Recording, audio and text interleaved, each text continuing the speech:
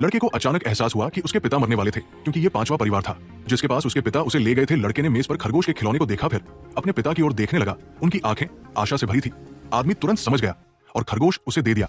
लेकिन जैसे ही पिता और पुत्र जाने वाले थे, महिला ने अपने पति को एक नजर से देखा और उसे खरगोश वापस लेने के लिए कहा। पिता का दिल बैठ गया। अगर वे एक खिलौने से भी अलग नहीं हो सकते तो वे उसके बेटे को एक अच्छा जीवन कैसे दे पाएंगे।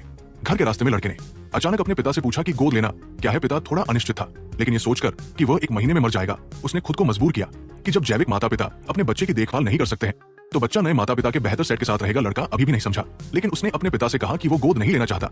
ये कहने के बाद वो दरारों पर कदम रखने का खेल खेलते हुए आगे भाग गया। लड़के को घर भेजने के बाद पिता ने भी सड़क पर सफेद रेखाओं पर कदम रखते हुए ऐसा ही किया, लेकिन बस कुछ कदम चलने के बाद उसका शरीर डगमगाने लगा। ये पता चला कि वो अपना संतुलन खो बैठा।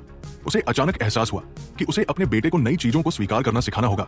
इसलिए उसने अपने बेटे को नए पजामा खरीदे और पुराने को फेंकना चाहता था।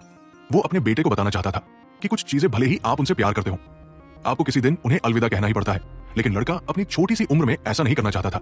वो इसकी वजह से सो भी नहीं पाता था। वो नहीं चाहता था कि चीजें बदलें, इसलिए उसने अपने पिता द्वारा खरीदे गए सभी नए खिलौने फेंक दिए। लेकिन जब पिता ने यह देखा तो वो मुस्कुराया। अगले दिनों में उसने अपनी मृत्यु की तैयारी शुरू कर दी।